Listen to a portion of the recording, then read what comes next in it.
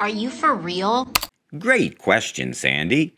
Ladies and gentlemen, we have hit the mother lode of gaslighting here with our favorite dancing Latinx bartender, Sandy Cortez.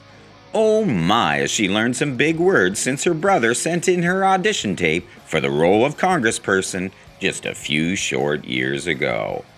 Sandy wants you to know that dragging herself up by her bootstraps from her upper middle class family has not been easy, and that despite her lack of intellect or experience, she can now solve the immigration crisis as well as mix you a pretty spiffy Long Island iced tea. So, let's listen as she pulls out all the classics like white supremacy, the climate crisis, and the children, and see if you can spot the gaslighting.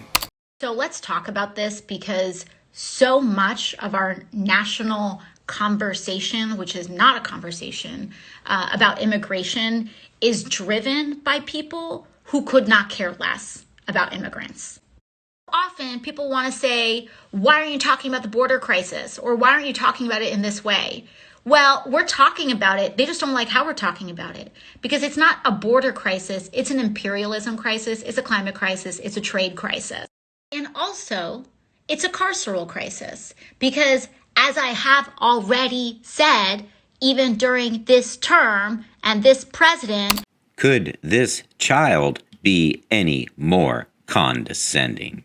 Our immigration system is based and designed on our carceral system. Those are some of the problems. What about the solution? Well, number one, our solutions need to be rooted in foreign policy because our interventionist history in foreign policy and history over decades of destabilizing regions drive people to. But people don't want to have that conversation. Secondly, let's talk about the climate crisis because the U.S. has disproportionately contributed to the total amount of emissions that is causing a planetary climate crisis right now. Sandy can't even keep a straight face as she vomits up the climate scam narrative. This is called duper's delight. She can't help but smirk, delighted in her deceit. But who is bearing the brunt of that? Disproportionately, it's actually not us. We help create the problem, but disproportionately, it's the global South. It's South Asia, it's Latin America that are going to be experiencing the floods, wildfires, and droughts in a disproportionate way, which ding, ding, ding has already started a migration crisis. But people don't want to have that conversation. Then we have the issues of trade, which economically contribute, can have contributions to some of these conditions that add fuel to the fire. But people don't want to have that conversation. They want to say, what about the surge? Well, first of all, just gut check, stop.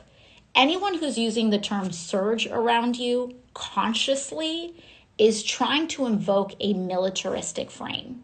And that's a problem because this is not a surge. These are children and they are not insurgents and we are not being invaded, which, by the way, is a white supremacist. Oh, Sandy, you almost made it, but you couldn't help but laugh at the absurdity of your own lies. Idea, philosophy, the idea that if an other is coming in the population, that this is like an invasion of who we are. Lastly, it's like, okay, we don't want to talk about this, that.